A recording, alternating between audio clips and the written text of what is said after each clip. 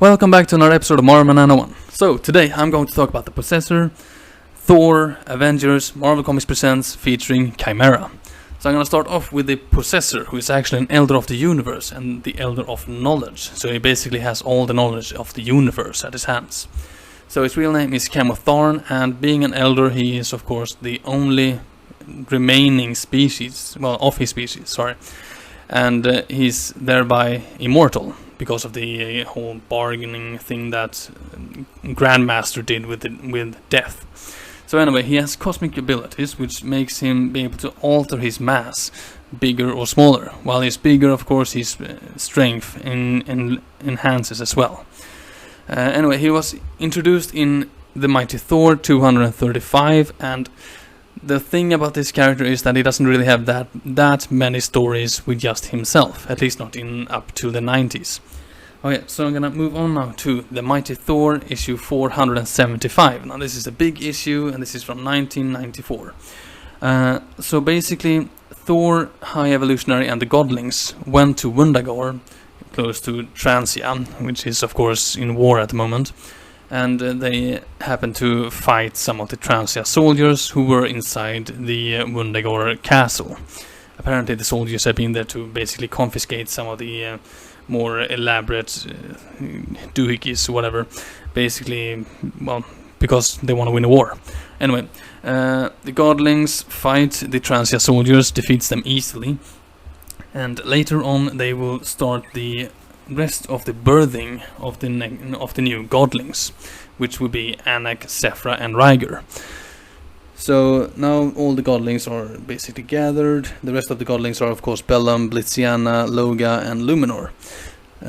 So while they basically get reacquainted with each other, Thor decides to basically wander around, and eventually, after going quite a long ways around, he manages to find Donald Blake, which is a huge surprise to him, of course, as according to Odin, Donald Blake was just an identity of fake human that he had created for Thor to get some humility from. But apparently, Donald Blake was actually real.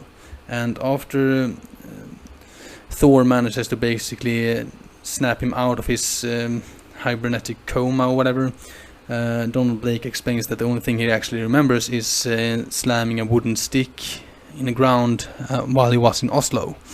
So he has no idea where he is, and while this explanation happens, the castle starts to basically shake.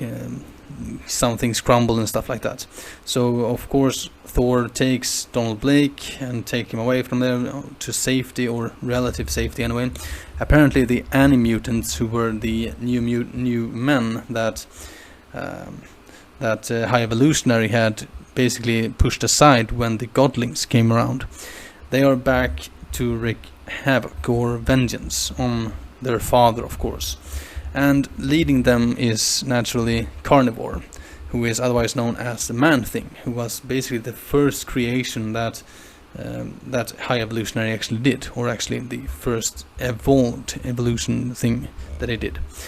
Anyway, the Godlings and the Ani-Mutants are fighting like crazy, and eventually Karnivore basically shows that he has Jane Foster and her child, which Thor didn't know at the moment, hostage, trying to get Thor out of the way.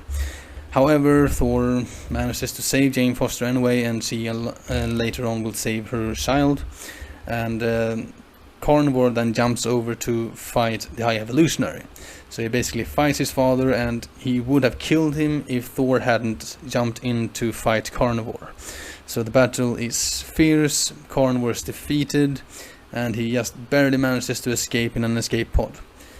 So after the whole fighting, High Evolutionary basically apologizes to his both to the Godlings, who he will now be calling Godpack, as they wanted, and to the Ani-Mutants, basically apologizing for pushing them aside, which is kind of surprising actually that he did say this.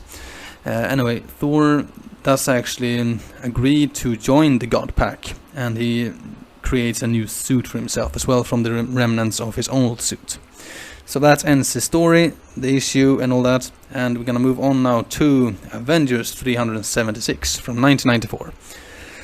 So basically this story is about Sporr, who is basically an inhuman who can replicate himself into several other parts.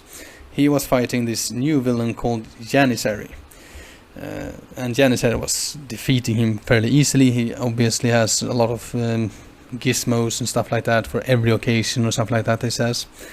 Anyway, Janissary of course takes Sporr captive, but Sporr manages to create another replica of himself and basically escapes to warn Crystal, basically to get help from Crystal.